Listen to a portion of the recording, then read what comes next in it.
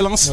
Ça veut dire que comme li may wax ça veut dire que ñun bi ñu nekk xale dañu amoon suñu benn grand moo nekkoon notre ambassadeur aux Nations Unies Cheikh Niang dañoo dëkkoon Thiaroye mais chaque jour waa ji bu ñu ko gisaan ci télé bi conseil moo nekkoon conseil diplomatique Abdou Diouf télé noir et blanc à l'époque chaque jour ñun bu ñu toogee di jàng naan non am grand naan wooy jàng amul njariñ da nga jàng ba yiy këyit mais chaque fois ñun bu ñu gisaan Cheikh Niang ci télé bi mu nekk à côté Abdou Diouf on s'est dit c'est possible donc si lui il habite Thiaroye et il a pu se hisser à ce niveau là nous aussi nous devons pouvoir le faire maintenant Pastef li ñu def nag c'est inverser la dialectique maintenant da ngay gis ci benn koñ sa benn grand bu réussir nga di au lieu nga jéem a def mel ni moom mu wan la yoon bi nga ni way waa ji sàcc c'est ça le ressentiment et c'est le ça dit Pastef peut détruire l'économie on pourra reconstruire mais le mal le plus grave que Pastef a ça veut dire le ressentiment ça dëgg bi bëggatuñ ko tekki bëggatuñ ko réussir bu quelqu'un tekkee au lieu nga jéem a topp ci gannaaw mu def la da nga naan waa daa sàcc wala day jaay drogue ak demee noonu c'est pourquoi aujourd'hui dëkk bi climat bu moo fi nekk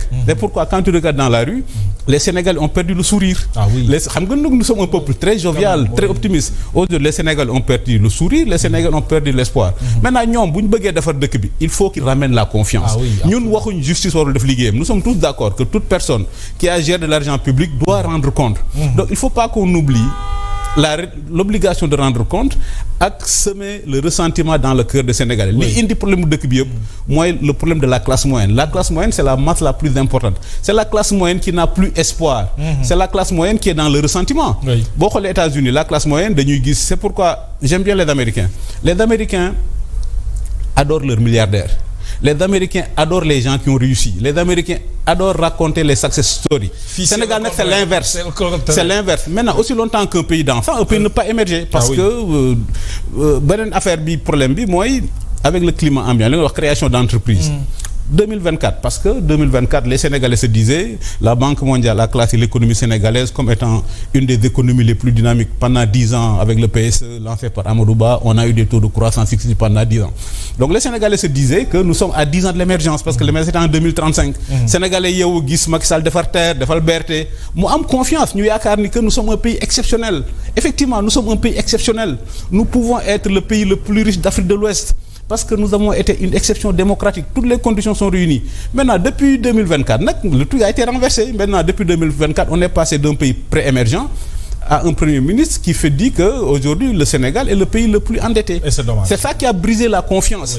c'est-à-dire confiance ak volonté dafa baax ci nit li développé dëkk mooy la confiance et la volonté mais la confiance précède la volonté maintenant quand tu crées un climat de confiance naturellement les gens vont créer des entreprises beneen problème bi ñu am aujourd'hui mooy ce que benn américain bu tudd Andrew Mellon bi wooyee le ruissellement il y a plus de ruissellement xam nga lu tax quand tu crées un climat d'incertitude dans un pays quand tu crées l'inquisition fiscale quand chaque réussite devient suspecte ñi am xaalis dañuy toog seen kër te seen xaalis duñ investir s'ils n'investissent pas il y a pas de ruissellement absolument il y a pas de ruissellement et c'est ça qui fait qu'aujourd'hui le moteur économique du Sénégal est en panne très bien alors FMI Fonds monétaire international yaa ngi koy wax sànq c'est-à-dire fi Sénégal toll ak sunu ay finances publiques ak économie bi dafa am lu ko précédé rappelé nga ko moo ñu jural lii yëpp muy la déclaration d'alors du Premier ministre mais on a annoncé le FMI au Sénégal jàpp nga ni situation bi dina décanté wu quelque part. mais képp kuy sénégalais da ngay ñaan situation bi décanté wu c'est-à-dire que même nous qui sommes de l'opposition ñi ngi ñaan situation bi décanté wu.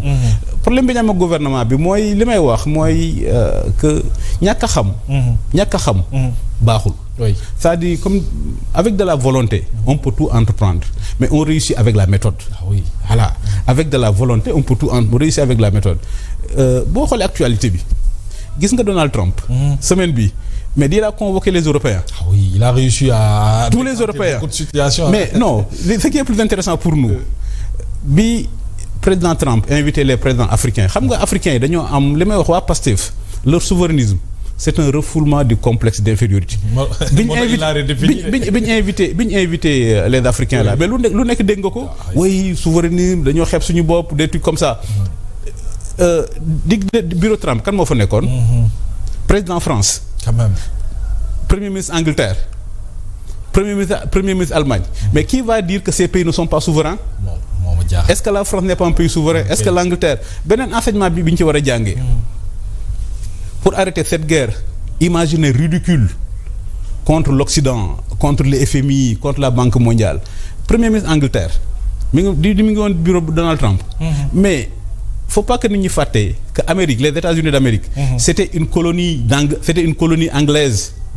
États-Unis d'Amérique, les 13 colonies, on les appelait avant ñu am indépendance.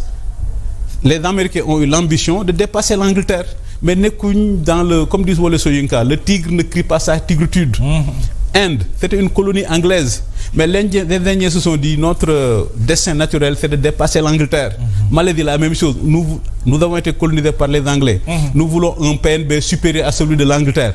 Donc c'est ça, la leçon qu'on doit apprendre de ça. Chaque fois qu'il y avait eu des sommets France-Afrique, les Africains, oui, ils sont convoqués par Macron. Mais Macron lui-même a été convoqué par Trump Mouidi. La leçon qu'il faut en tirer, l'histoire des relations internationales, c'est une histoire de rapport de force. Maintenant, on a de la force quand on est une puissance économique. Exactement. Et c'est pourquoi depuis des années et des années, je dis le problème du Sénégal n'est pas un problème institutionnel, n'est pas un problème politique, c'est un problème économique. Aussi longtemps que l'élite sénégalaise, les hommes politiques sénégalais ne se concentreront pas sur l'économie, le pays n'ira nulle part. États-Unis dañu am doole parce que c'est la première économie du monde. Boo gisee Chine bi mu bëggee rattraper États-Unis pendant 30 ans avec Deng Xiaoping, Chinois déggoo ñu coow, ils se sont concentrés sur l'économie. Ba économie bi soit quand ils sont concentrés sur, ils n'ont pas fait comme nous. Ils n'ont pas créé au souverainisme. Au contraire, ils ont demandé aux Américains, Apple, Macintosh, venez fabriquer en Chine, parce qu'ici les prix sont moins. Ça, c'est une vision. C'est une vision. Ah, oui. Maintenant, quand ils ont attiré tous les capitaux et quand ils ont été suffisamment forts économiquement, ils ont défié les États-Unis. Absolument. Mais nous, on commence. Demaguñ fenn amaguñ doole amaguñ dara suñu dara matul, on défie le monde. Quand même. On défie le monde, on défie le FMI. C'est ce que j'appelle le populisme. Non, quand tu vois le Premier ministre menacer le FMI, c'est lui qui a besoin du FMI. Ah oui, quand tu vois notre Premier ministre menacer les investisseurs, c'est lui qui a besoin des investisseurs. Et c'est pourquoi j'ai dit le problème du gouvernement, c'est la stratégie. Et la stratégie, ça relève de l'intelligence. Et c'est quoi un État? C'est la définition de la géographie de l'intérêt national. Ça veut dire, en ce moment précis, au moment où l'on parle, quel est l'intérêt national de mon pays? Boo xoolee carte bi, l'intérêt national du Sénégal, c'est de s'ouvrir à tout le monde. Absolument. L'intérêt national du Sénégal, c'est d'être une sorte de Dubaï. Boo xoolee Dubaï, ci ruq bu ndaw bu fële la nekk. Par contre, le Sénégal, c'est comme si nous sommes au centre du monde. Quand même. Notre intérêt aujourd'hui, c'est de dire aux gens, venez investir au Sénégal. Parce que quand tu vois cette carte-là, nous sommes le dernier îlot de stabilité en Afrique de l'Ouest. Xoolal carte de l'Ouest, nous sommes le îlot de stabilité. Maintenant, bu ñu amoon gouvernement bu xarañ, c'est ça qui peut faire émerger le pays. Dire à tous les pays de la sous-région, à tous les milliardaires de la sous-région, venez investir au Sénégal. Mais pourvu ñu dégg la Yoro Dia, parce que la situation qui doit nous interpeller aujourd'hui bokk na ci évidemment li ñu ne il faut que ñu resserrer waat la ceinture te ñi nu mu gàtt 2029 la ñu jëm. Affaire yi ni mu mel nii bu ñu ko naree dund ba 2029. ça waaw mais dans les conventions des droits il faut qu'on puisse porter plainte contre notre premier ministre. Mais non, situation dëkk bi ni mu mel nga ni gars yi on va faire un plan de redressement sur 10 ans. Quand même 2024 2034. Quand on voit son document. nee na redressement 2024 2034. mais à la limite c'est une torture. est-ce que nit ñi mën nañ xaar. waaw moom la c'est une torture donc il faut que les gens portent plainte parce que dans les conventions internationales non ça veut dire que le pays n'a pas besoin de redressement. C'est-à-dire le pays a besoin d'espoir. Le premier acte de redressement, c'est de faire renaître l'espoir. Le deuxième acte de redressement, c'est de guérir le cancer du ressentiment qui est dans le pays. Ce qui fait que Sénégalais aujourd'hui bëggatuñ ku tekki. Tout à fait. Bëggatuñ l'excellence, bëggatuñ la réussite. Chaque fois que quelqu'un réussit, il devient suspect. Et c'est ça qu'il faut, c'est ce cancer-là que Pastef a instillé dans le cœur des Sénégalais. Il faut guérir. Aussi longtemps que defuñ ko. Maintenant, si le gouvernement réussissait par miracle à redonner l'espoir, à redonner la confiance, les gens vont investir, la richesse viendra naturellement. Donc, comme je dis, c'est le levier du pouvoir d'achat, c'est le levier de la création de richesse qu'il faut actionner, pas tout le temps le levier fiscal. C'est important. À force de serrer la ceinture, il y a plus de ceinture. Absolument. Mais bu ñu desee ci plan de redressement bi fi mu bëgg a yóbbu mbir mi bokk na ci ressources endogènes yi mu ne dina ci maanaam ci la ñu war a tàbbi. Alors est-ce qu'on ne devrait pas créer yaa ngi koy rappeler sànq de la richesse ci entreprise yi ci ménage yi pour que au moins impôt bi bu ñu koy jël sax ñu am fu ñu ko jëlee mais ak la situation économique du Sénégal nii fan la ñu war a mën a jëlee ces ressources endogènes. Il y a deux incohérences dans le plan de redressement. Ressources endogènes, pour que ressources endogènes madame, il faut que l'économie fonctionne.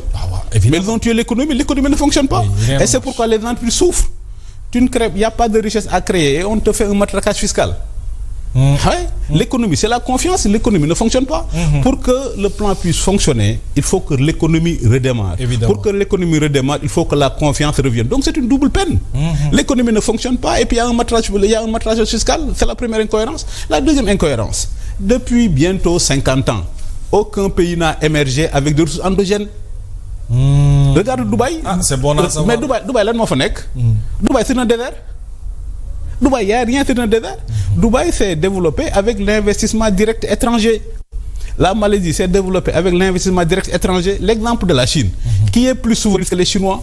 Quand même. Et quand ils ont été très faibles dans les années 80, ils ont été intelligents. Quand Deng Xiaoping est venu waxoon naa ko ci Maïmouna Ndour Faye bi Sonko di dem Chine. ma ne Sonko bu doon xarañ am na xam-xam au lieu muy dem sur la tombe de Mao na dem sur la tombe de Deng Xiaoping. Parce que Mao, c'était l'absence de liberté, c'était les famines. Mais par contre, c'est Deng Xiaoping qui a développé la Chine.